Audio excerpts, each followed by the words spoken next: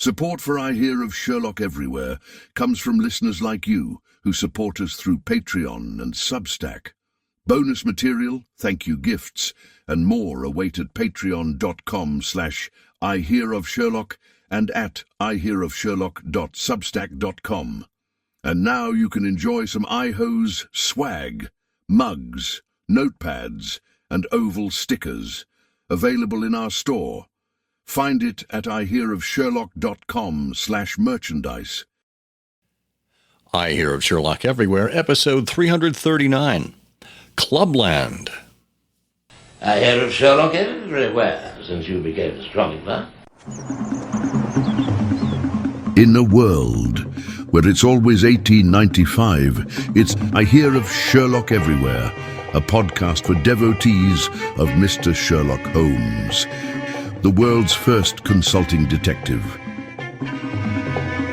I've heard of you before. You're Holmes the meddler, Holmes the busybody, Holmes the Scotland Yard Jack in office. The game's afoot as we interview authors, editors, creators, and other prominent Sherlockians on various aspects of the great detective in popular culture. As we go to press, sensational developments have been reported. So join your hosts, Scott Monty and Bert Walder, as they talk about what's new in the world of Sherlock Holmes. You couldn't have come at a better time! I'm Bill Curtis. This is I Hear of Sherlock Everywhere. Now here are your hosts, Scott Monty and Bert Walder. Yay! Well, Thank you very much, Bill Curtis. It's always a pleasure to be in your presence. This is I Hear of Sherlock Everywhere, the first podcast for Sherlock Holmes devotees where it's always 1895. I'm Scott Monty. I'm Bert Walder. And Bert, you, sir, happen to be one of the most sociable and clubbable men I've ever come to meet. Oh, well, many people have called me a sociopath in the past, and I guess it's sticking. All right. Well, maybe, just stick with me on this. Maybe you're also a clubbiopath. Clubbiopath. I love clubs, as you know. Well, we both love clubs. We do. So this was a great topic and a great discussion with a really interesting guest. Yes, we have an interview ahead with Seth Thévoz, who is an academic, an author, a newsletter writer, and I suppose we could call him a professional historian of clubs. Fascinating interview. We also have a lineup of what's going on in the Sherlockian society world, as well as a little bit of insight and interpretation from what happened at a recent event and some developments coming up for later this year. So you want to stay tuned for that. We have Christian Monggaard, who is back with his third entry in the Enola Holmes trilogy of reviews. How did he feel about this one? Well, stay tuned. That's available after the interview. And then finally, we have the Canonical Couplet quiz. We give you 2 lines of poetry, and we ask you to solve for which Sherlock Holmes story we're talking about. We'll have the answer to the last episode's couplet, and we'll have a new one with a prize from the IHOSE vaults. So stay tuned for all of that and more as we move ahead. Meanwhile, we would ask that if you would care to support the show at any level, for as little as $1 a month. It doesn't have to be a huge commitment on your part. We ask that you join us on Patreon or on Substack. We have links to both of those in the show notes, and you can choose which level works for you. If you only want to go a month at a time or a couple of months at a time, you can do that. But if you sign up for an annual subscription, you get a discount. That's our offer to you. And if you're over on Patreon, we have some thank you gifts at certain levels, so you might want to check that out. And for those of you who are quick to download the episode and quick to listen, we have a discount code available on Patreon. That's right. It is Christmas in July, and because we are generous folk, we are extending the sale through August 5th at 2:21 p.m. Eastern Daylight Time. All you have to do is get over to patreon.com/trifles and sign up for a paid membership at a certain level. We'll give you 25% off if you enter the code 12754. So get on over to patreon.com/trifles, sign up for a paid membership at the sticker or mug level, and enter the code 12754. You get 25% off. Stay tuned, and thank you.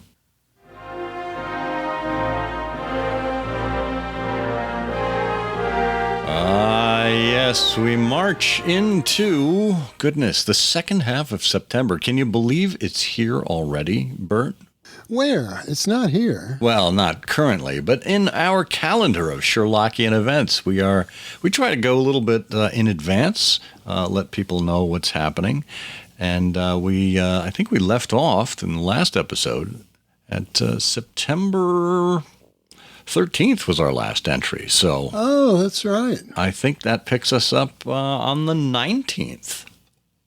Boy, you can see, as the fall season approaches, how busy the Sherlockian calendar becomes. Because on the 19th, you've got 1, 2, 3, 4. Unbelievable. Wow. And many more to come. Oh, wait a minute. 1, 2, 3. Yeah, 1, 2, 3, 4. First, excuse me, it's the illustrious clients, the 80th anniversary celebration dinner. Yay. Yay. Just like the 80th anniversary celebration the mendicants had earlier this year.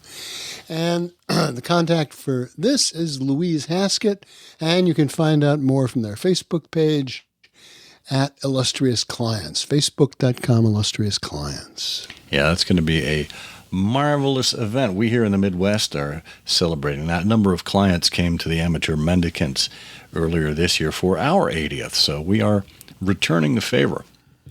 Also on the 19th, as you mentioned, in Irvington, New York, the three Garadebs of Westchester County are holding their meeting. Find out more at 3garadebs.com. And on the 19th, Nashville, Tennessee, the Nashville Scholars of the Three-Pipe Problem are having lunch. And Billy Fields can tell you more, and take a look at nashvillescholars.com. And the study group of the Norwegian Explorers is the last event we have to tell you about on September 19th. It's a virtual study group, so you don't need to travel for that one. You can find out more and sign up at norwegianexplorers.org.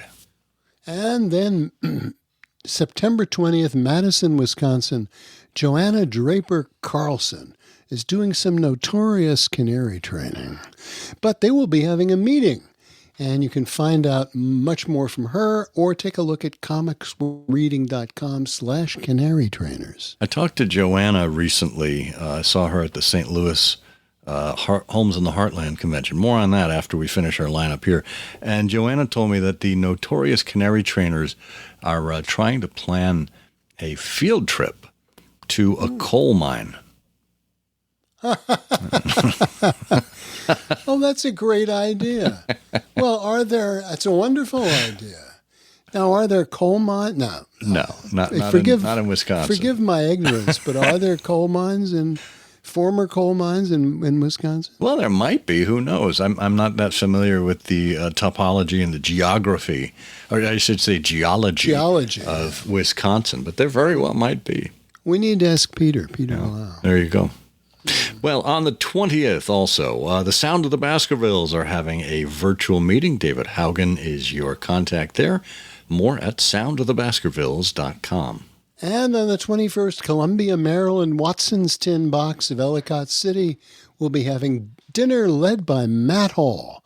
And there's more at Watson's Tin Box. It's no longer .org. I think they've just changed their URL. But you should be able to get to the right place.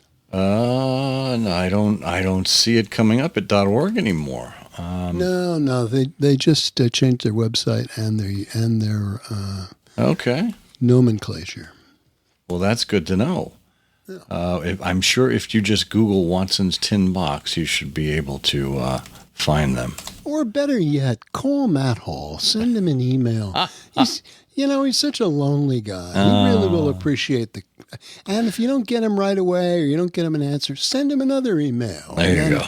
Later in the same day, maybe even another, because he just likes to feel people are concerned about him. Okay.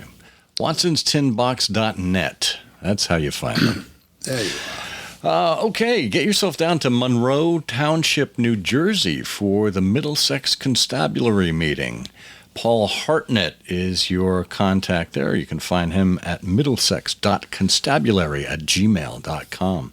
And on the 24th of September, the Afghanistan Perceivers are having a virtual meeting. Brian Wilson can tell you more, and you can check them out online at tulsa-sherlock.org. And if you haven't had enough 80th anniversary celebrations yet, well, you are in for a treat. On the 25th in Baltimore, Maryland, the Six Napoleons are meeting. Craig Ruby is your concierge there for all things Napoleonic. You can find out more at sherlockbaltimore.com. And I'll be there. Yeah. Well, I'll be there too. Yay! Yeah. A rare personal appearance by us. And also on the 25th of September, St. Charles, Missouri, the Harpooners of the Sea Unicorn will be meeting. Jonathan Bassford will tell you more, or take a look at harpooners.wordpress.com. And if you are still in Baltimore from that Six Napoleons meeting last night, Saturday we'll find you with the Sherlockians of Baltimore. They're having a lunch meeting on the 26th, so check them out. Again, sherlockbaltimore.com. And on the 26th, Schiller Park, Illinois, Tourist International SS is having a dinner meeting. John Schimberg can tell you more, and you can look at touristinternational.org. And finally, in Winter Garden, Florida, the Orange County Pips of Orlando are having a breakfast meeting. Our pal Eric Deckers is the host.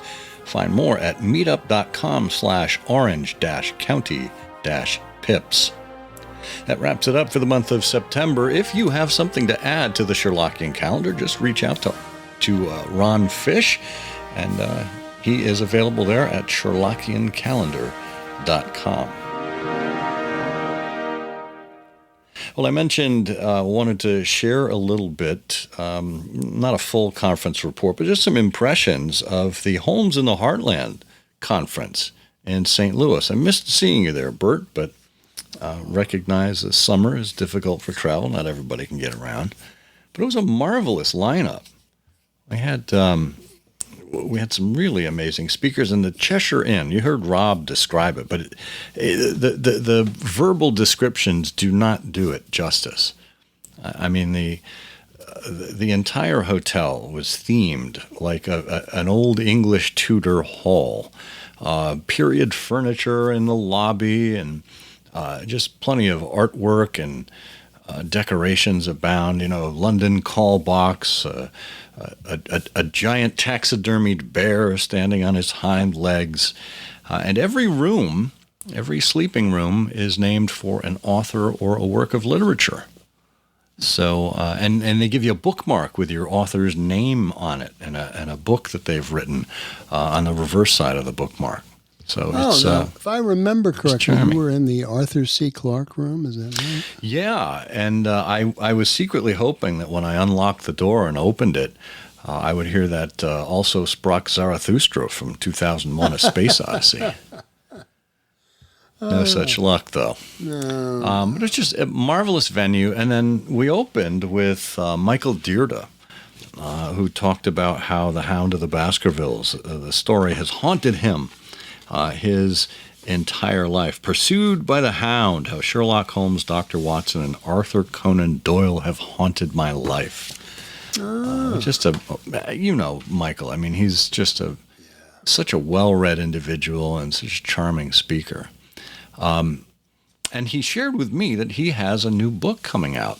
Oh, excellent. This winter. It's called The Great Age of Storytelling, The Glory Days of Adventurers and Rogues, Time Travelers, and Great Detectives. Oh, how interesting. Sounds like we might need to have him on the show. Oh, I'd love to, yeah. Well, he's been working on that book for quite a while. Yeah. Yeah, well, 500 pages. It shows. 500. Good for him. Yeah. Oh, fabulous. So well, that'll be a milestone work, no doubt. Absolutely. So he was in great form. What are some other highlights? We heard from Joanna Draper Carlson was here on the show talking about Sherlock Holmes and comics. She talked about zombies, vampires, and monsters in Sherlock Holmes comics. Mary O'Reilly from Peoria did a puppet show, which I did not know what to expect. And I have to tell you, it was the breakout hit of the entire conference. She is an amateur puppeteer, maybe a professional puppeteer. She's a professional storyteller, I know that. And she stood behind a screen, and over the screen came the Hound of the Baskervilles, the Goose from the Blue Carbuncle, the Jellyfish from the Lion's Mane, and the Speckled Band. And each one of them had a different voice and a unique personality, and it was just hysterical, and I'm hoping somebody captured some of that on video. So, and then in the afternoon, Randy Getz actually took us through a rundown of which operas Sherlock Holmes might have actually seen in London. He compared actual music hall schedules with Holmes's time and Holmes's interest in music. And then he had excerpts from a number of them. He kind of conducted a minute or two while playing some of the music there to give us a sense as to what Holmes would have heard. Ira Matetsky brought us through a really, really, I thought, groundbreaking talk on Conan Doyle's poetry. And read a number of his poems to us and interpreted them very well. Oh, good. So that was good. And then we closed out the evening with a couple of things. One, there was a performance. Max McGee held a seance and called forth some spirits that were portrayed by Ashley Polasek and Curtis Armstrong. And that was hilarious. And then we had a kind of an impromptu auction, and we raised about $1,700 for the Beacon Society. Oh, excellent. So all in all, just a lovely weekend and a wonderful set of surroundings that I could not have been more pleased. And now we have to wait for 3 years. 3 years, isn't my gosh. Isn't that the cycle that they're on? Yeah. Maybe Rob and Heather can be convinced to bump it up a little bit. Wouldn't mind that. Gotta go back to the Cheshire. I want to go. Yeah. Now, in addition to what was going on in St. Louis, I just got word from our friends Gus and Luke, who were here with us on episode 335, talking about BretCon 2, Electric Boogaloo, the event they're doing in the UK on September 19th. They have just secured, are you ready for this, Bert? Yes. The King of Bohemia. Not the current one. Wolf Kahler. Ah, Himmel. Yeah, Himmel, who played the king in that's A Scandal in Bohemia. That's wonderful. You also may remember him as one of the Nazis in Raiders of the Lost Ark. Oh, really? Yeah, he was one of the three around the Ark who melted, blew up, etc. Yeah. So he is joining for the big BretCon 2. So that's certainly worth booking a ticket for. Yeah. Well, that's fabulous. Fabulous. It'd be interesting to find out what his memories are, and of that production. That's great. Dr. Seth Alexander Thévoz is a writer, journalist, historian, and consultant whose work spans academia, investigative reporting, and the cultural world of private members' clubs. He's the author of 3 books, most recently London Clubland, a companion for the curious, praised for its wit and deep research. Seth's expertise in the history and global legacy of clubs has made him a sought-after advisor to private members' clubs around the world, and a frequent commentator in the press. His investigative journalism includes award-winning work on political standards and cash for peerages, contributing to a British Journalism Award for Best Campaign in 2022.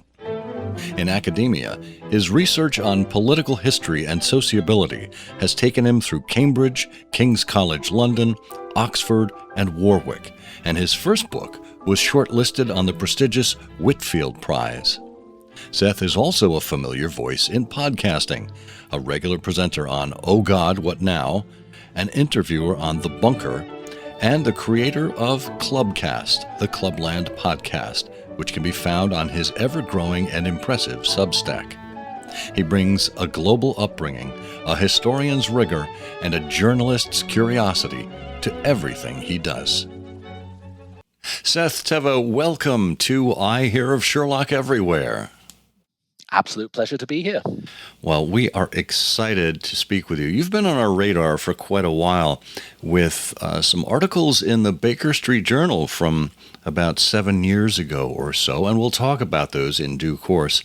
But before we get into that, let's understand how you first connected with Sherlock Holmes.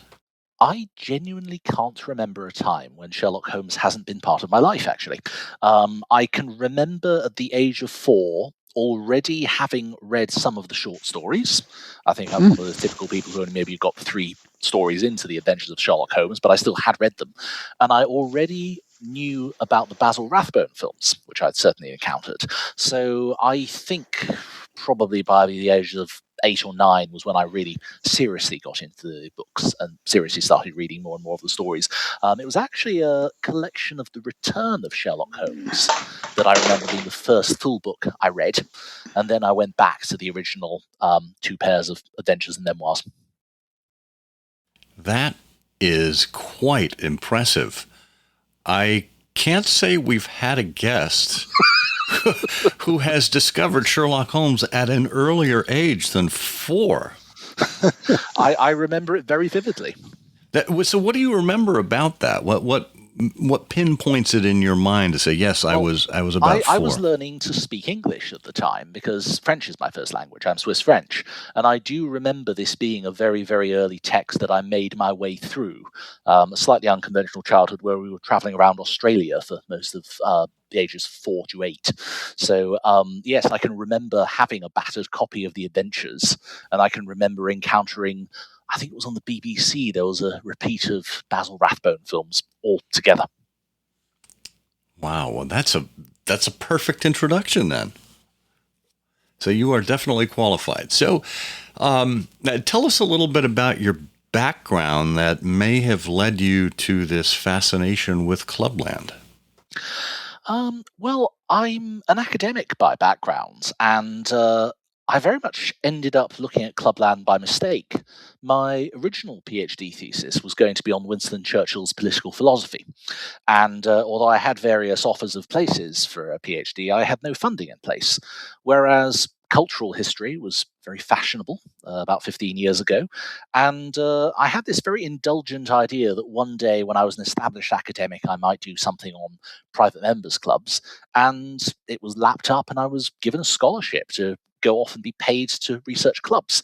And bear in mind that the gold standard for historians is original archive material that no one's used before. And I was mindful that a lot of these clubs had large archives that had seldom been used, seldom been published around. So that's what first got me probing around this. My doctorate was on the role played by the London clubs in 19th century Britain, particularly in politics. and looking at how the British Parliament burned down. They migrated the functions of Parliament to Pall Mall and St James's for about 35 years, and the legacy of that. And I'm also very much a Victorianist. I mean, my interests as a researcher keep going back in time. I used to be a late Victorianist, very much as a Sherlock Holmes thing, but I moved back to being an early Victorianist. I'm now really working more in the Georgian era. That's fascinating, particularly when you add in the idea that you were learning English through the Sherlock Holmes stories, although we have heard that before, but as Scott says, 4 years old. So do you remember what that world seemed like to you? I would imagine there you are, French speaker, quite young, in Australia, learning English and exploring through those stories and adventures the Victorian world. How did that seem to you? Well, I'm very much a Londoner. I mean, I have lived in London for about 3/4 of my life on and off now. And even at that age, we had spent a couple of years actually living in and around London. And so I was used to this idea of London as a Victorian city and full of old Georgian buildings. So I could immediately visualize this. It did not require a huge amount of imagination. Well, now you mentioned, though, too, about the archives.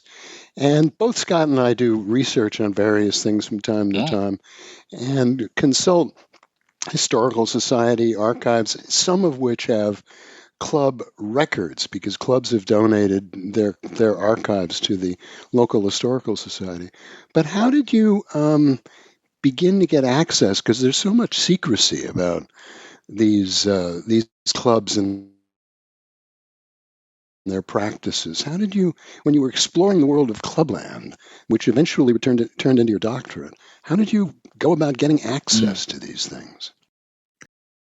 I think it helped that I had a considerable number of official credentials that were available to me, not least that my PhD was being sponsored by the History of Parliament Trust. The patron of the trust was in fact, always is, the ex officio, the Prime Minister of the day. So I did have, if necessary for use, a letter from the Prime Minister, more or less ordering them to let me in. There was one particular club that still didn't let me in originally. In the end, they did, but it took something else, which is that one of our trustees was actually on the committee of that club and went in to shout at them.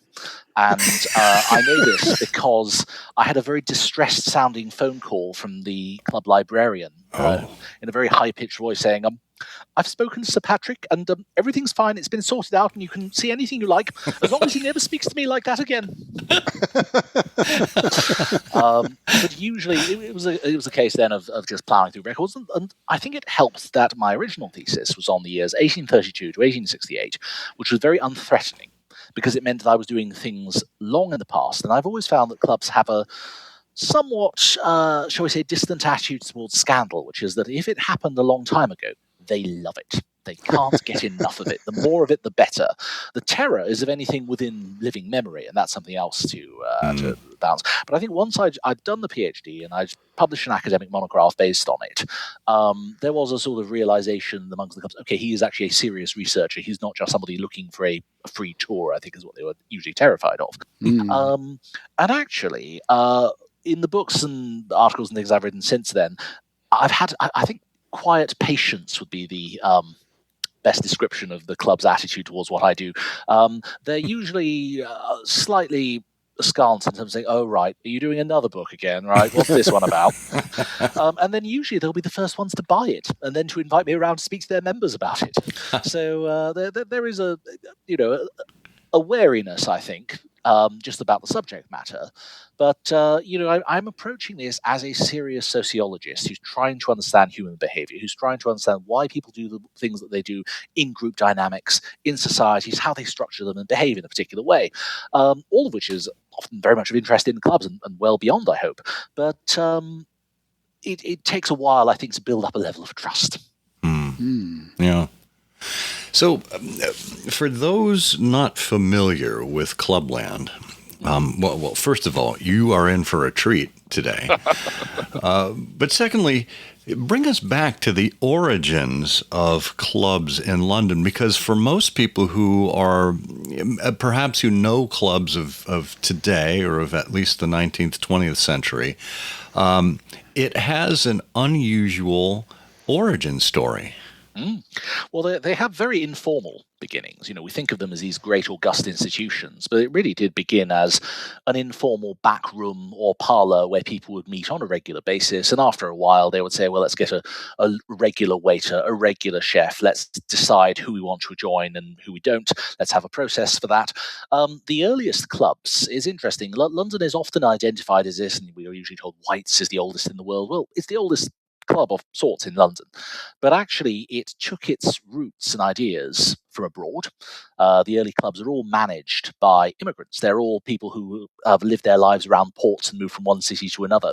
And the roots of clubs are in the circoli, circles, that is, that are found in Italy. They're a sort of informal once-a-week event, like a club or a society. And the oldest club in the world, which still exists today, is actually in the United States. It predates independence by quite some way.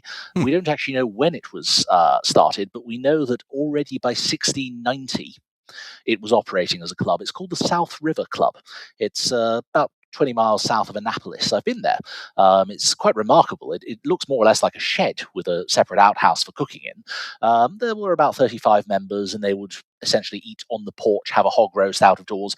But if you think it's a bit of a stretch to describe that as a club, well, it had rules and regulations for regulating the behavior of the society. It had rules for electing members, including using white balls and black balls for electing them. It had club servants, club rituals. It had all the things that you would expect of a club. And if we sort of fast forward to the Victorian era, the Sherlock Holmes era, that is when clubs are very much at their height. I mean, they went through a long, slow decline after that, through much of the 20th century, and we tend to think of them, that popular image is dominated by the years of decline. But in the 19th century, they really become very institutionalized. These are not the informal clubs of the 18th century that could be just one room.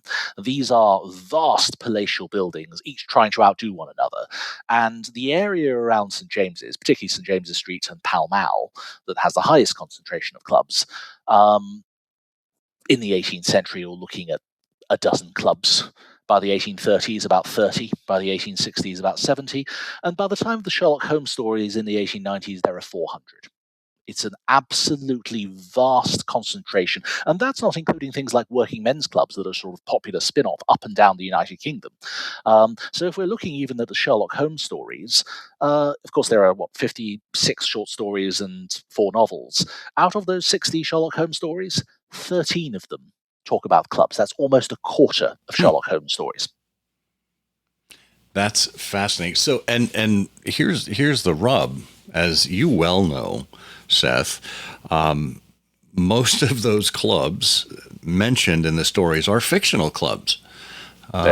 Probably for proprietary reasons, maybe legal reasons. I don't know. There is a very long history of Clubland fiction, heavily or not so heavily disguising a real life place drawn on real life characters, and obviously not wanting to be sued for defamation, saying, okay, let's give it another name.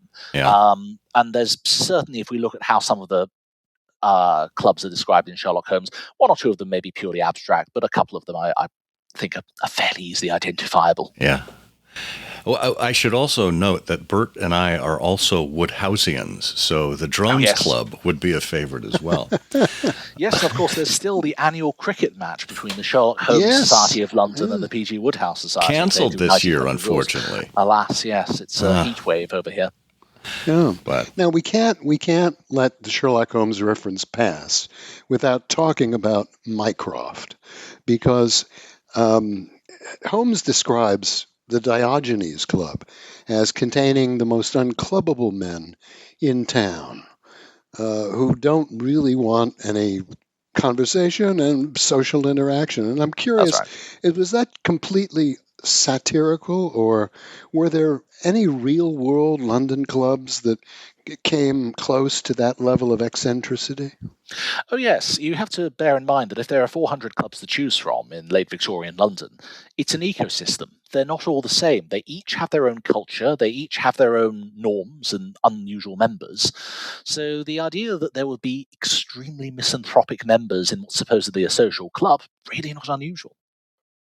So when we think about the Diogenes Club, everyone has had a guess. Well, not everyone, but many people have had guesses. And as I open the link on your Substack, identifying the Diogenes Club and the Sherlock Holmes stories, you mention, first of all, you give a nod to the Baker Street Journal. It appeared in the autumn 2019 volume. But you specifically mention one of our listeners, actually, David Leal, who made the case for the Junior Carlton Club. Take us on the journey about seeing his piece. First of all, how did you happen to find it? And then what was your thinking like after you read his piece? I actually met David at a drinks reception in the Reform Club, and he was, of course, arguing for the Reform Club in his piece. And it inspired me to go back and look at the back catalogue of articles about the Diogenes Club to make sense of it, because I thought he did a phenomenal feat of detective work, but I also disagreed with almost all of his conclusions.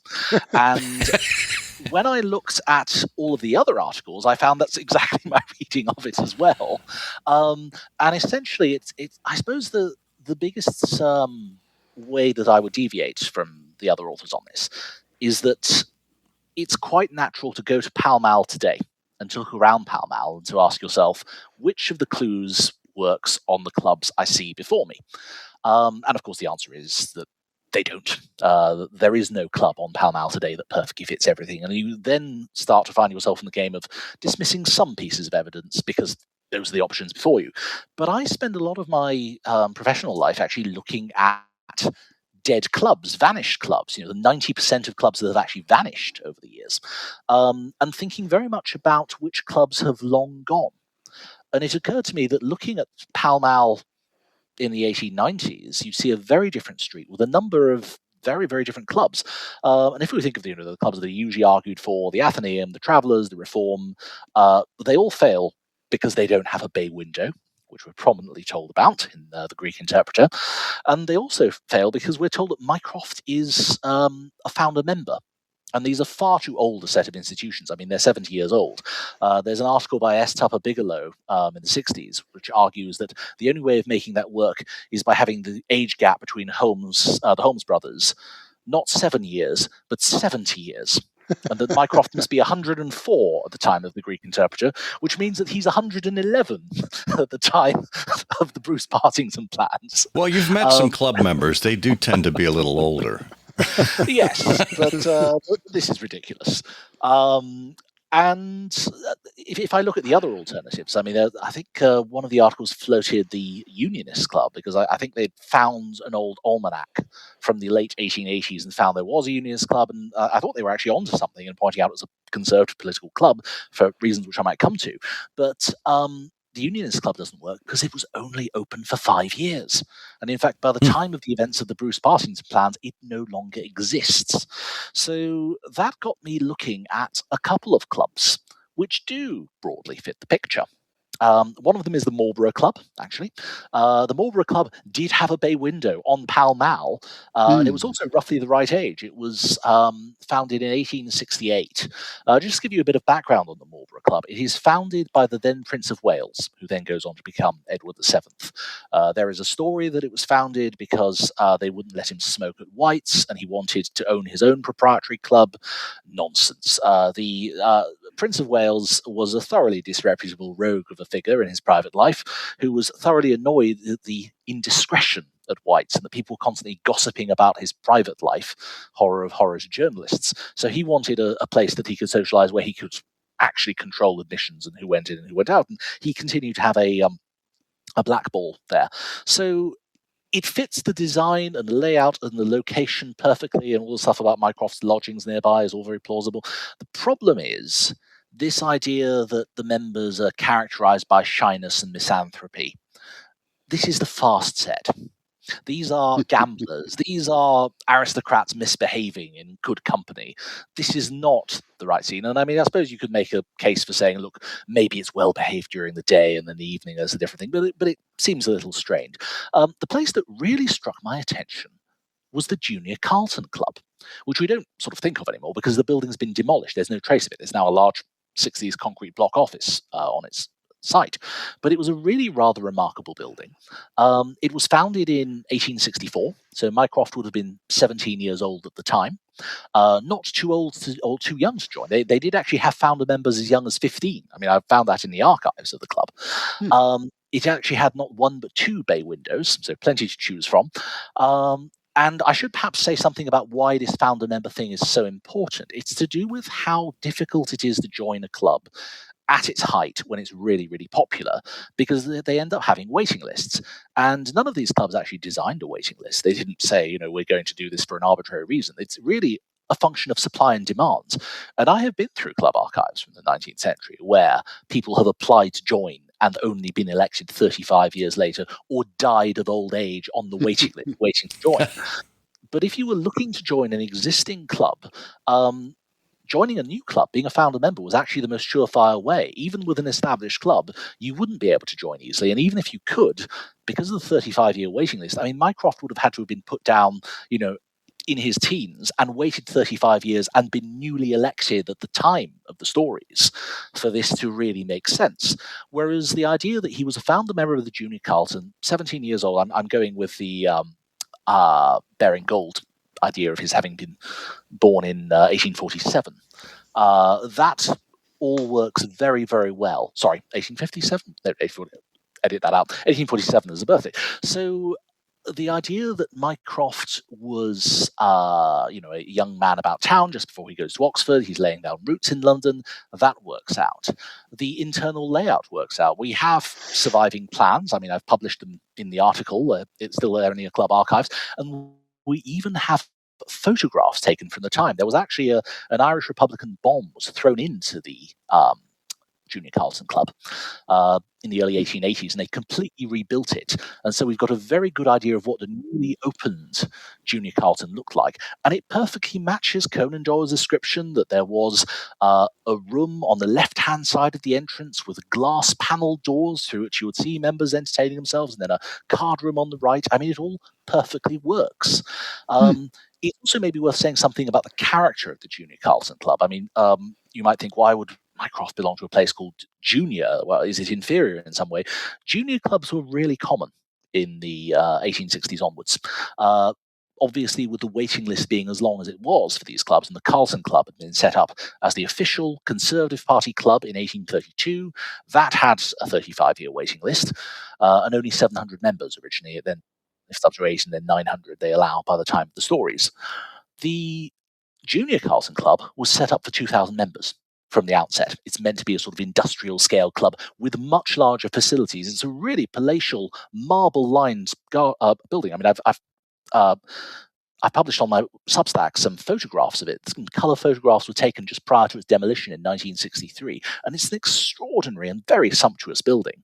But why do I think a political club is so plausible? Well, I thought that William D. Jenkins was onto something when he was trying to identify this, and he noticed that Mycroft is actually, we learn his salary, he's on a very low salary for such a senior civil servant, and he suggests that would still make sense if he were not a professional civil servant as a functionary of government, but if he were a party functionary who's brought in. And the dates of the two stories, where he's in the Diogenes Club, tally perfectly with UNIS, that's to say Conservative administrations. And interestingly enough, if we think about that frequently cited comment of his, comment of Holmes's, occasionally he is the British government, we usually put the emphasis on the word is. But I think the most revealing word is occasionally. Why is he occasionally the British government? Because the party that he's affiliated to is sometimes out of government. So that matches perfectly. And then if you look at the character of the Junior Carlton, it's a very interesting place that's largely full of scheming political operatives, election managers, solicitors, lawyers who were very skilled in the art of putting people on or off voting rolls, that kind of a thing.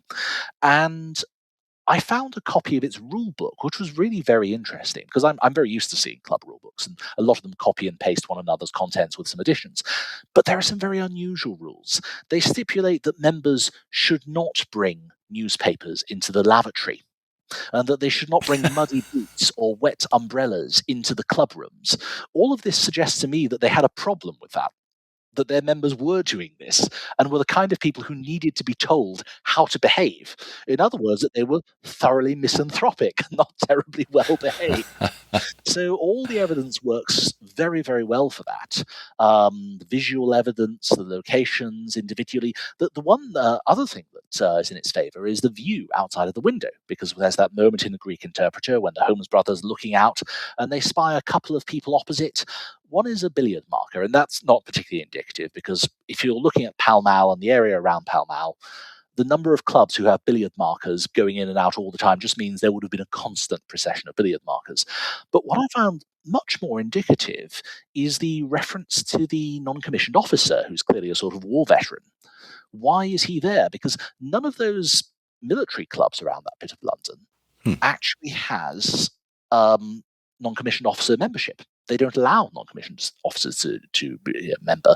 I mean, yes, it could be a member of staff, but if you look at where the Junior Carlton was located, directly opposite what's now the Royal Automobile Club. But the building that occupied it at the time was Cumberland House. And Cumberland House was the War Office, the place where you go to if you were looking to complain about your war pension or to claim it, for example. So you'd have, obviously, NCOs coming in and out of there. So I think of all the things I've looked at, it is the most plausible candidate. And I actually think the evidence is overwhelming. And in the, 7 or 8 years since I wrote the piece, I've sort of solidified my views in thinking, actually, yes, I think Conan Doyle would have been referring to it. There has been a suggestion that it might have been one of Conan Doyle's own clubs, but we were saying before the recording began, or I was saying, that Conan Doyle was actually quite promiscuous with his club memberships, and that was not unusual in late Victorian London. You had plenty of people who belonged to, I think in his case, he was at the Authors Club, he was the Athenaeum, he was at the Reform Club. And it wasn't unusual to be in and out of clubs as a guest continuously and to know the other clubs really well. At the Reform, he was diagonally opposite from the Junior Carlton on the north side of Pall Mall rather than the big concentration we see on the south side. So I think he would have been very familiar with that. And actually, the only thing that matches all of the evidence is the Junior Carlton. Wow. That is a fine piece of detective work, Seth. And I think we would challenge anyone to try and come up with a better theory at this point. I think this is probably the final word on the Diogenes Club. And folks, if you would like to learn more about this particular area of Seth's expertise, he's the author of Club Government: How the Early Victorian World Was Ruled from London Clubs. We'll have a link to that in the show notes. We're going to take a quick break here to pay some bills. And after this, we'll be right back with more with Dr. Seth Alexander Thévoz.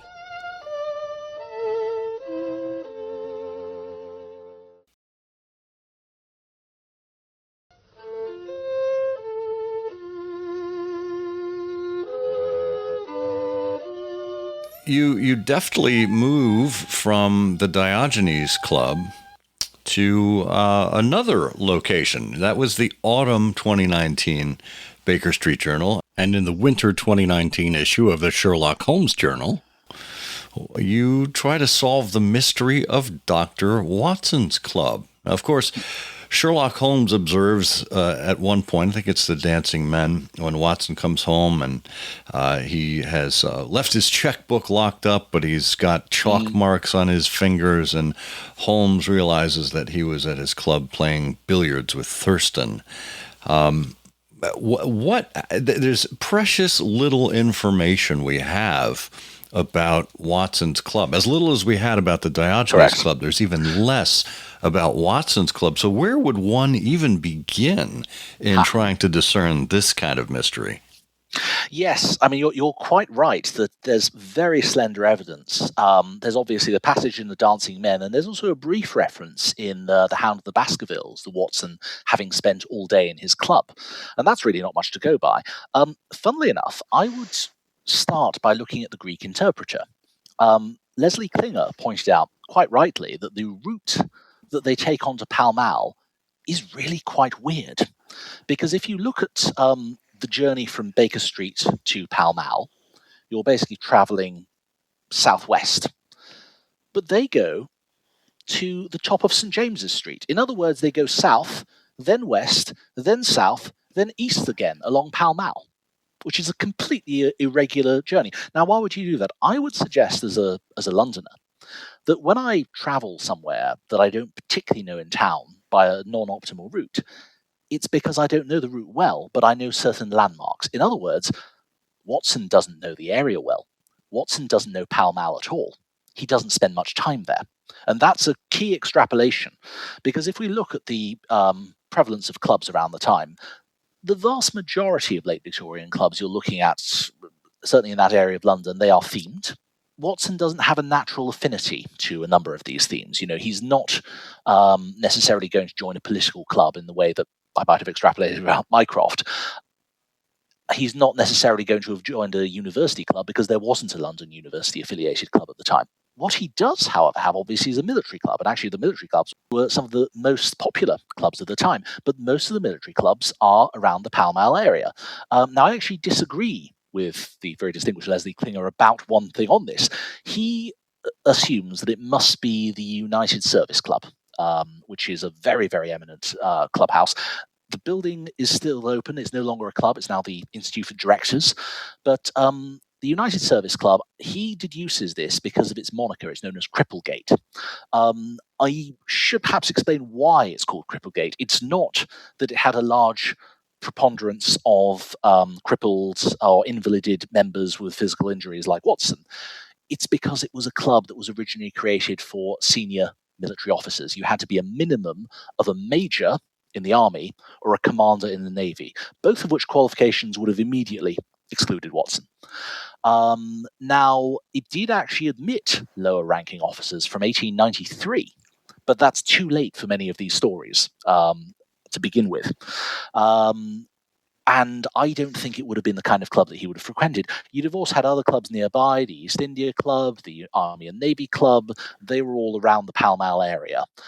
Likewise, even the clubs along Piccadilly, the In and Out, as it's known, the Naval and Military Club and the Junior In and Out, they were all along Piccadilly, very, very close to there. So if we're going with this assumption that Watson doesn't hang around there, we're looking for a military-themed club in a different bit of London.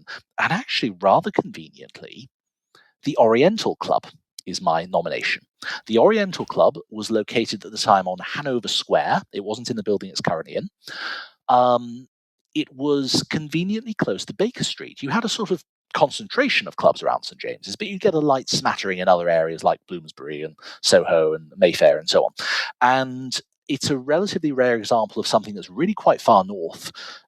If you were Dr. Watson from that upper end of Baker Street, you would be a 15-minute walk away or a 7-minute hansom cab ride away. It is a much more logical place to go. And again, if we think about Watson piecing his life together at the beginning of A Study in Scarlet, trying to find lodgings in London, it's a sort of chicken and egg situation of, am I looking for lodgings close to my club, or am I looking for a club close to my lodgings? But either way, he settles on that bit of north of central London at the time. And this is not something where, as in the case of the Diogenes Club, I'm absolutely certain there's firm evidence. There really isn't. We're on thin gruel indeed. But I think as a set of assumptions, it's actually the best bet that I can make. And everything else seems too close to an area he just seems very unfamiliar with. That's fascinating. And when you consider this is an injured man walking with a limp, that north side would seem to be much more logical, much more convenient the for clubs Watson. of Pall Mall and Piccadilly would be between a 30 and 40-minute walk for a healthy person. Yeah. That is fascinating. And there is, we could we could go through your whole archive here, finding interesting entries here. But sticking to the Sherlockian, and I should mention, folks, we will have a link to the index page of Seth's Substack, where you can go through whole categories of clubs, in club art and architecture, lost clubs, some of the ones you mentioned there that no longer exist. This is the benefit of being a researcher in this particular area, because you have a snapshot of London from 150 years ago that doesn't exist on if you were walking the street today or looking at modern ordinances. So that's helpful. Clubs in literature, clubs in film, television, and radio, and on and on and on. We'll have a link to this index so folks can check it out. And while we are on the subject of clubs in film, there is a Sherlock Holmes reference here. Mm-hmm. Which Sherlock Holmes film or television show do we find on your radar here? I think the most obvious thing is depictions of the Diogenes Club. There have been some pretty poor ones over the years. I mean, A Royal Scandal with Matt Frewer, which is a terrible film to begin with, but that's a particularly bad one.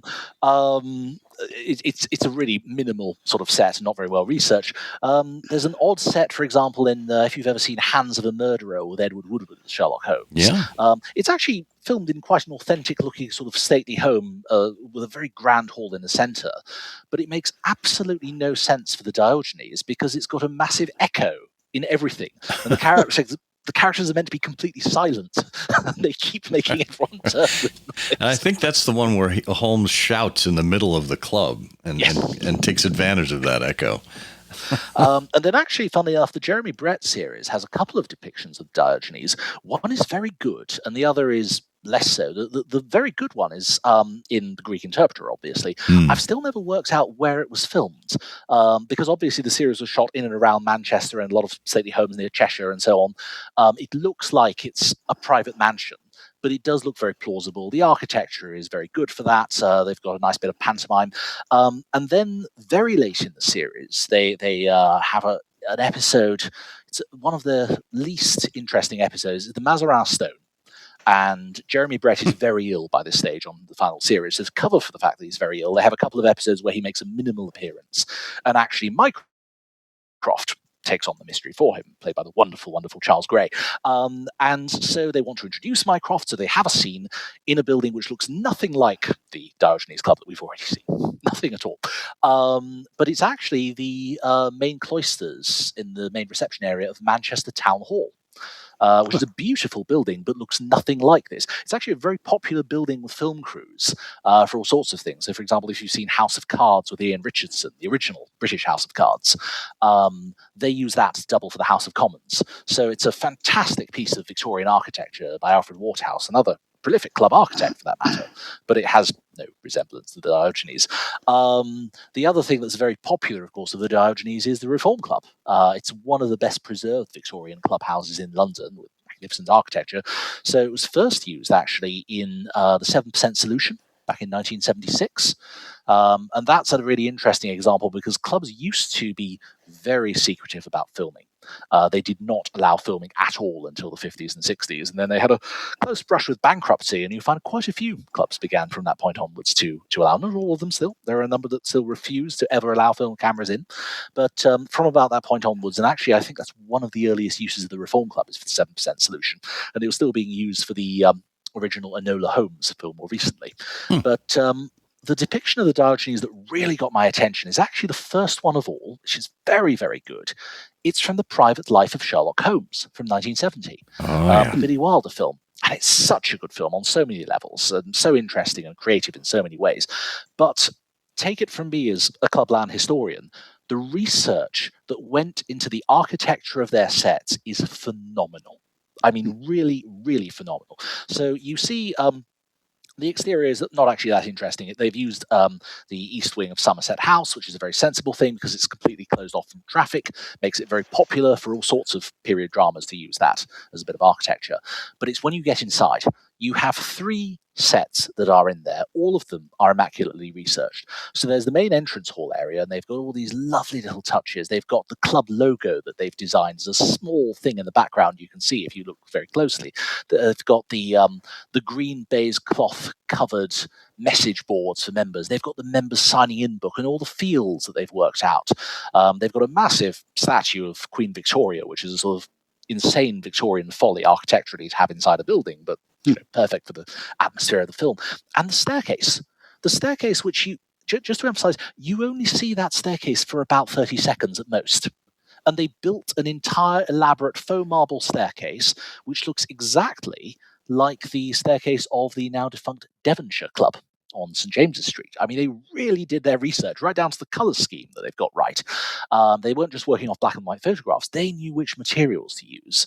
And they went to the expense of building that as a set in Pinewood. And then you go upstairs, you see the second set, which again, it's only there for about a minute, but it is the most exquisite set with this long room with lots of old men asleep, archetypal Clubland image. That set is an exact reconstruction of the library of the Reform Club, but they've inserted at the back the windows from the Saloon of Boodles. So that is a room that does not exist, made of the design elements of 2 real-life, very architecturally distinguished clubs that they've put into one set, which we only see for about a minute and must have cost them a small fortune. And bits of the sets are being recycled as well, but we can talk about that, but I mean recycled from this production. And then the third room we actually spend quite a bit of time in, and that's Mycroft's office, which is a slightly unusual thing for anyone to have an office. There's no suggestion in the Greek interpreter that it's Mycroft's private office. They've gone into a sort of little private study which members may use freely. That's the first sign that all may be a little bit odd with regards to the Diogenes Club. And if you think about the sort of rich seam of fiction that's come about since then of literature, I read Kim Newman's stuff about the Diogenes Club, but there are plenty of things that have this idea that it's secretly a cover for the Secret Service. That originated with the private life of Sherlock Holmes. That was the first thing to really flesh this out in the extended universe from the canon. And so we owe a huge amount to that. And again, the loving detail, even in that office, I mean, they perfectly matched the view from Mycroft's window to one of the wings of Somerset House that we saw as the exterior. They have a Winterhalter 1859 portrait of Prince Albert hanging on his wall. I mean, they really have decorated this with things that have been perfectly researched on this. So I'm full of admiration for the private life of Sherlock Holmes just as a movie anyway. But those club scenes, I would argue, are more authentic than some club scenes you see in films that have actually been shot in a club. That's impressive. And again, full props to your detection abilities here. Really? Well, his set designer was, I think it was Alexander Traumer, who was responsible for some of the great movies of the 40s, 50s, and 60s. So you're relying on one of these old-timers from the film industry who really knows his craft and really researches every element. Indeed. Well, I should make a note here before we get listener mail. The Granada scenes for the Diogenes Club were shot at Capesthorne Hall in Cheshire. Oh, that's wonderful. So I've never known that, so I've learned something new. Thank you. Yes. I'll send you a link after we're done here with how you can find out more information. Our friends at the Jeremy Brett Sherlock Holmes podcast have a whole site on all of the filming locations, so you can trudge through there. That is fantastic, though, Seth. Really remarkable. No, a pleasure. I mean, again, I'm fascinated by this idea of something that really has struck a chord. If you look at those early screen adaptations of the 20s, 30s, 40s, that you don't see the Diogenes at all. It doesn't register. But it clearly has a following amongst Sherlockians to try and work out, what is this place? Why is it so odd?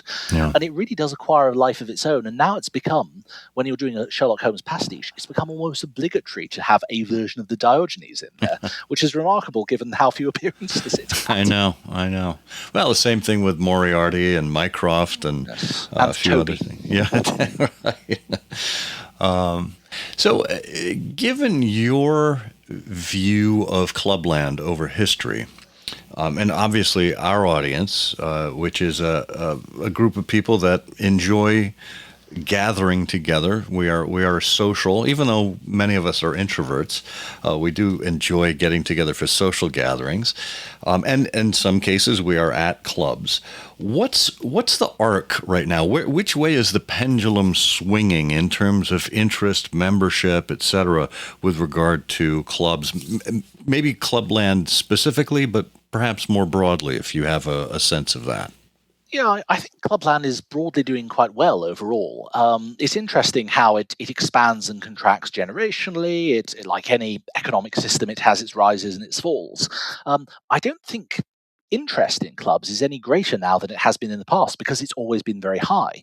What is far greater, though, is the willingness to build new clubs. And you have to remember, when we look at these historic clubs now, we think of them as, these venerable old establishments. All the ones we're talking about here, they're 50 years old, 20 years old, 3 years old. These were new clubs at the time. They were seen as new clubs. So they weren't seen as necessarily a part of history. They were seen in terms of what is the social circle that you join? Who are the people? What are the facilities? All these kinds of things are being declared as a kind of open arms race between the clubs at the time. They're trying to outdo one another in luxury trappings, which is why they get very grand indeed in the 1890s and 1900s. And we're roughly somewhere like that now. So having had certainly some very lean years from, let's say, the 1920s to the 1980s, we've had a resurgence of clubs in the last 30 years, especially in London, and especially in the last 5 to 10 years.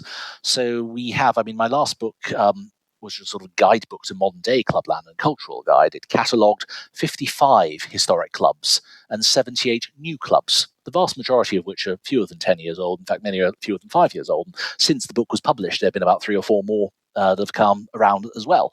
And I think we are in a club boom, but it's not a club boom that's being fueled by member interest being greater. It's fueled by a greater availability of funding to people who are setting up for profit clubs.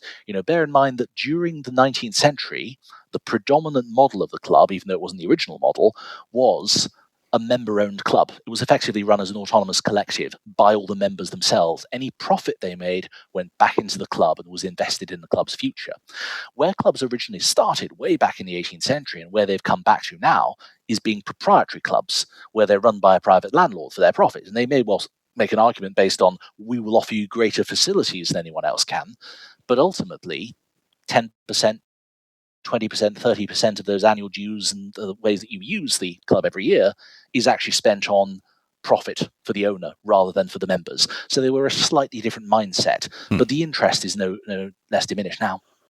I'm curious about whether or not you feel a difference in philosophy between, well, obviously there is one, between the traditional clubs and the more modern clubs. But, many of the modern private members' spaces seem to operate, and I don't know that it's definitely connected to for-profit or not-for-profit, but it would seem to me that popular culture, particularly with a reduced faith in institutions, with social media changing the nature of connections, introducing sort of more superficial, if you will, connections. Do you think any of that plays into the modern clubs that are beavering along now? Mm-hmm. No, I can certainly see that. I think the ownership point is actually very important because it goes to the heart of what is the club for. And if you are a member of a proprietary club, it may be a superb proprietary club with amazing facilities, but ultimately you're a customer who's having a service provided for them. That's not how fellow members relate to one another in these member-owned clubs. It's much more of a fellowship, and that tends to then be a self-fulfilling prophecy in terms of being very careful about who are we going to allow to join, who will be essentially a co-shareholder within the club alongside us. You're right that there are massive generational challenges, but then there have always been, every single generation has said, oh, the clubs aren't as exclusive or as grand as they used to be, all of these kinds of things. Certainly there is something to be said about how there is undoubtedly a massive loneliness epidemic. We often talk about young men in particular, but there is a loneliness epidemic full stop. And why are clubs so popular? Well, because they do address that directly. And I'm not saying clubs are the solution to that. They're certainly not the only one, but I do think they're part of the solution. I do think club-like organizations and groupings and gatherings and people choosing to spend time together with like-minded people is absolutely at the heart of that. And that's also why countries and cultures that have never heard of the London club model still very often develop social gatherings not unlike that. You know, if you've ever spent time around the Mediterranean, then the idea that there's a cafe every day where the elders of the town will gather over a drink and play backgammon and talk and read out the day's papers and shout about things and put the world to rights. You know, this is all very clubbable behavior, and you'll find it in Japan, and you'll find it in Mexico, and you'll find it all over the world. So there is something about that that's innately human. But what's fascinating to me is the way that it's been institutionalized in different cultures. And of course, the British have very much made it their own in how they've taken it forward. And they very much exported it around the world. It was a big imperial export for the British and very much essential to how they ran the British Empire as well. Marvelous. Well, Seth, I can think of at least a half dozen other directions we can take this conversation, but we've taken up so much of your time. You've been so generous with us. It's been an absolute pleasure. Your storytelling here, it's really just a remarkable amount of information you contain, not only in your head, but certainly in your publications as well. If folks are interested, you can find out more at clubland.substack.com. Of course, you can check out the books London Clubland, A Companion for the Curious, Behind Closed Doors, The Secret Life of London Private Members Clubs, and if you're a big spender, you can grab Club Government, How the Early Victorian World Was Ruled from London Clubs. Seth Thévoz, thank you so much for joining us here on I Hear of Sherlock Everywhere. An absolute pleasure from start to finish. For our paying subscribers on Patreon and Substack, we have additional conversation with Seth. We went in the direction of Raffles and his club, and then we talked about Jeeves and Worcester and some of the settings there. You might want to check that out. All you have to do is join us as a paid member for as little as $1 a month at patreon.com/IHearOfSherlock or ihearofsherlock.substack.com.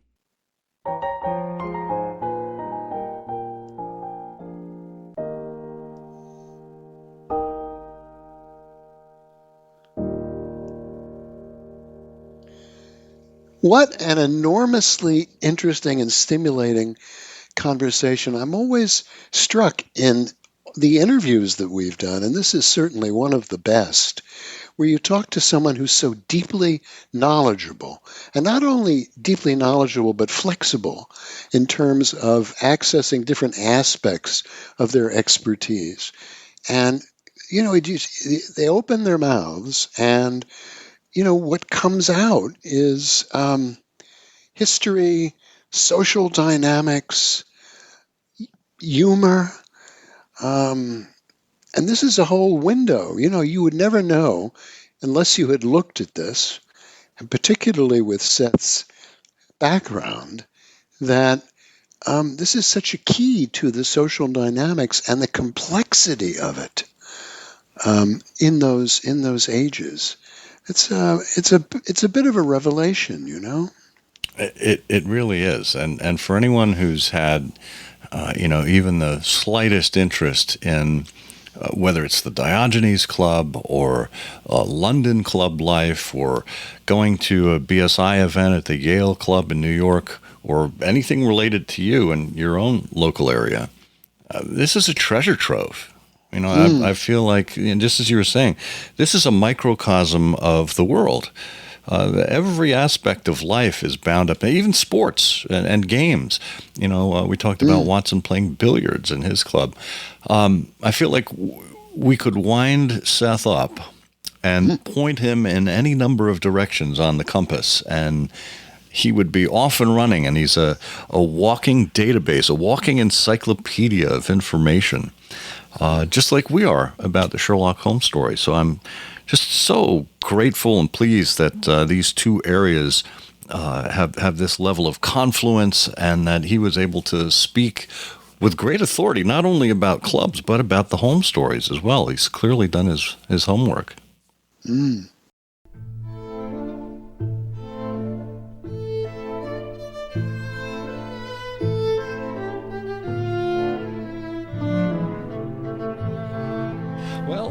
Christian Monggaard is back with another review. I don't know if you would call the last one a cliffhanger, because we were waiting for the third in this trilogy, but he picks it up where he left off and brings us right back to the world of Enola Holmes.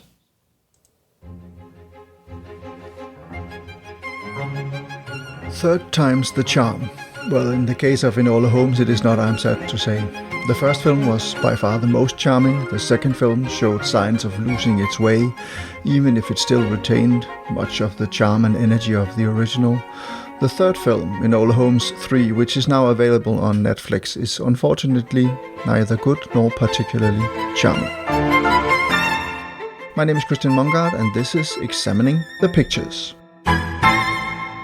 I was a bit worried when, in the second Enola Holmes film, more emphasis was placed on the love story between Enola, played by Millie Bobby Brown, and Lord Tewkesbury, played by Louis Partridge. In the first film, she is presented as, and very much portrayed as, a girl, soon to be a young woman, who is seeking her independence as instilled in her by her mother, Eudora, played by Helena Bonham Carter.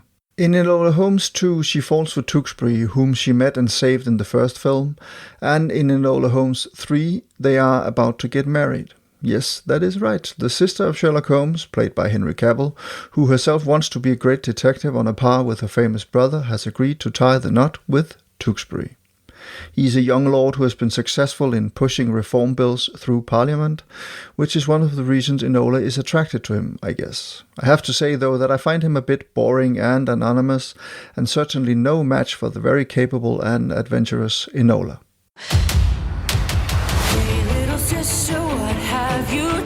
Given the family's history, I presume the wedding will be in Malta? Malta? Malta. It will be great.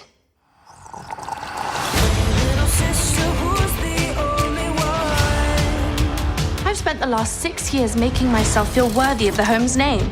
Would I now be giving that up? I do. Lady Enola Tewkesbury. It doesn't sound right. I don't know. Can I love him without losing myself? But here we are in Malta. Just minutes before the wedding, Enola is getting cold feet but decides to go through with the marriage when Dr. Watson, played by Himesh Patel, informs her that Sherlock has been kidnapped. Much confusion ensues with Enola taking on the case while trying to explain to Tewkesbury why she didn't show up at church. When his mother, Lady Tewkesbury, played by Hattie Morahan, is also kidnapped, Enola has to raise her game as a detective, helped by Tewkesbury, Dr. Watson, and a mysterious man, Michiel, played by Joe Azzopardi, who is part of the Maltese resistance trying to end British rule in Malta.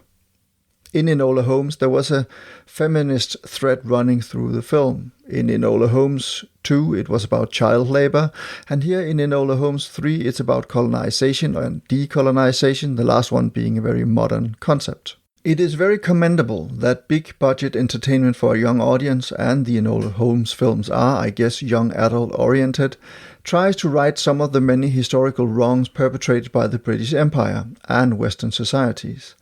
But in the new film it is done rather clumsily and feels more like a box-taking exercise than an organic part of the narrative. The screenwriter is again the otherwise brilliant Jack Thorne, but the director is new.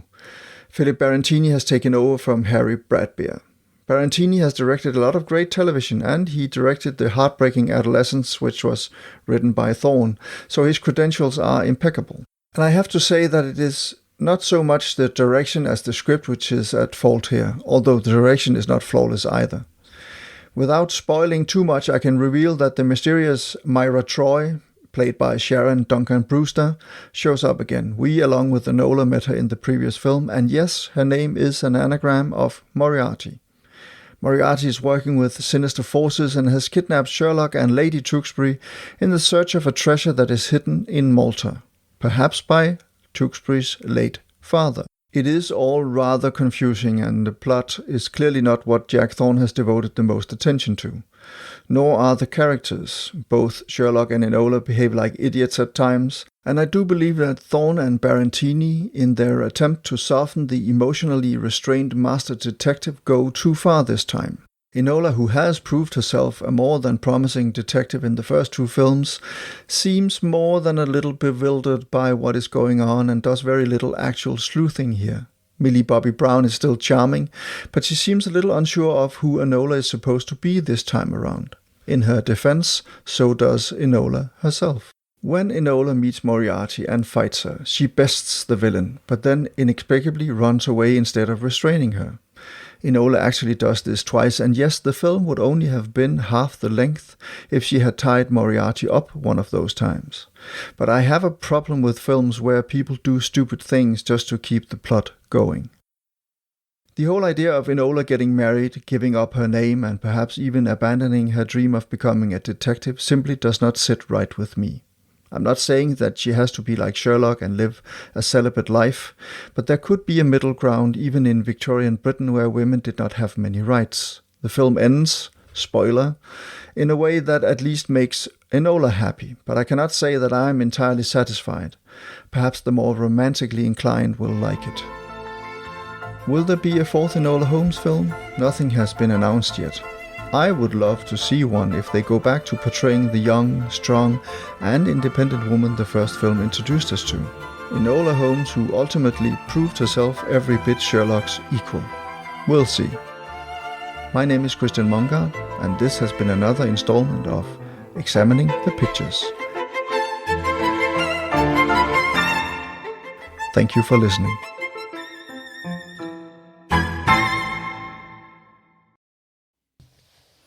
So you're off to Netflix now? No. No. Not for that reason. No, I think instead I'm going to screen for the 1000th time Citizen Kane. Ooh, I like it. Not a bad idea. And a Sherlockian connection there, too. Orson Welles, of course, having played Professor Moriarty on the radio. Several, yeah. Oh. Well, I think it's a wonderful, thoughtful review. It really is. Christian is a very gifted reviewer. You know, he only has a few words to say about so much, but he does it so well. You know, the direction, the plot, and it's odd, isn't it, that so often you can be watching something. Of course, there are so many hands. It's such a collaborative effort to make a film that you never really know where the sort of confusing plot elements came from. You know, you find it hard to believe an experienced screenwriter would do things, you know, that are manifestly obvious to the audience, inserted just to, you know, perhaps extend the length of the movie by another half an hour. But yeah.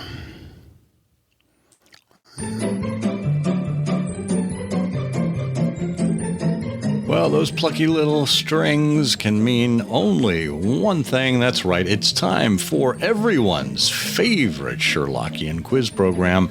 It's Canonical Couplet, where we give you 2 lines of poetry and ask you to come up with a Sherlock Holmes story that you think we're talking about.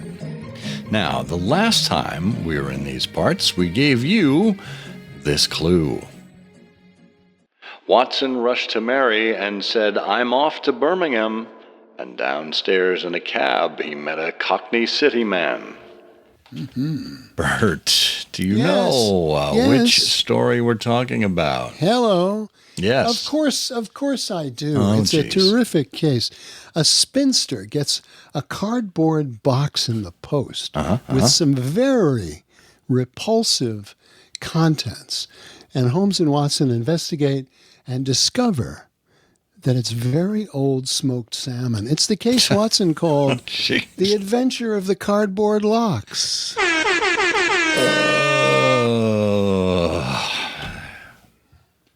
There's something fishy about your answer. No. Can't quite put my finger on it. Well, no. That is, once again, absolutely incorrect, Bert. Oh, no. I know. It's crazy. Who knew? But the good news is our pal Eric Deckers has decided to join us. He says, oh, boy, I need Puikas. I almost said Pukas. Puikas. Of course. I've solved it. That's Lithuanian, Eric informs me. This is the case where Hall Pycroft has a job working at a convenience store when he's hired away by a competing convenience store based in Paris, Texas. Pycroft is naturally suspicious, especially after the store's security guard is murdered. It's the story Watson called Clerks 3, Jay and Silent Bob Solve a Murder. Wait, that can't be right. It's more likely the stockbroker's Clark, because Sherlock Holmes can't be silent about anything. Yes, Eric, once again, you've cracked the case. Thank goodness. And Bert is left out in the cold. I'm surprised. I know. Bring a parka. Well, we had a number of people throw their hats in the ring this time. And we will bring out the big prize wheel and give it a spin. As it goes around, lots of numbers to choose from, and finally landing on number 58. And that looks like it belongs to Andrew Van Loon. Andrew, congratulations to you. We will have something from the IHOSE vaults on its way to you very soon. And now we have another IHOSE vault prize up for grabs when we give you this clue. A furtive physiologist who now ignores his secretary will owe his life to Watson in a case that's cautionary. If you know the answer to this episode's canonical couplet, put it in an email addressed to comment@ihearofsherlock.com with canonical couplet in the subject line. If you are correct and we choose your name at random, you'll win. Good luck. You know, I do have to fault our couplet writer trying to rhyme cautionary with secretary. Yeah. That's a stretch. Yeah. I don't. We're going to have to fire him. Good. Yeah. You can't get good help these days. No, we can't. Oh, well. Yeah. Or we could move to quatrains. In fact, where is that? Is that in Wisconsin too? I think there's a quatrain coming at 2:30, which we could probably get on. I thought those only come at 4. Well, no, quatrain. It's a great vehicle because it's 4 times as fast. I mean, you can get to Boston in about 20 minutes from New York. Oh. Well, if that's the case, if a quatrain is 4 times as fast, does that mean we can read a couplet in half the time it takes? Oh, no, we're done already. Yeah, we're done all right. Well, folks, we enjoyed this episode. If you also enjoyed it, then please let us know. Write to us at comment@ihearofsherlock.com. Let us know your thoughts. And we are always keen to hear from you. We have some lovely future guests coming up. You'll be hearing from them in the not too distant future. And, well, share this around. Let other people know what you think of it. Get your Sherlockian friends to listen. We're available wherever you get podcasts, including on YouTube and at your smart speaker. So just ask them to play I Hear of Sherlock everywhere. Oh, and if you're still listening at this point, here's a little secret. Well, wait a minute now. People may not still be listening. Hold on just one second. This is for hold on. This is for the 3 people who are still here. Go ahead. Hold on just one second. They may not still be listening. If you're not listening. Oh, that's good. Yeah. Move away from the speaker. What was I going to tell people who are still listening? Oh, yes, Trifles. We just celebrated our 500th episode with Trifles. Oh, no. So if you'd like to get over there and hear what the first half of our 1,000 episodes sound like, go ahead and check it out. We're at SherlockHolmesPodcast.com or anywhere you get podcasts. Just search for Trifles. Well, this is the non-trifling Scott Monty. And I'm the inevitable Burt Wolder. Oh, and inevitably, together, we have to say, The games of foot.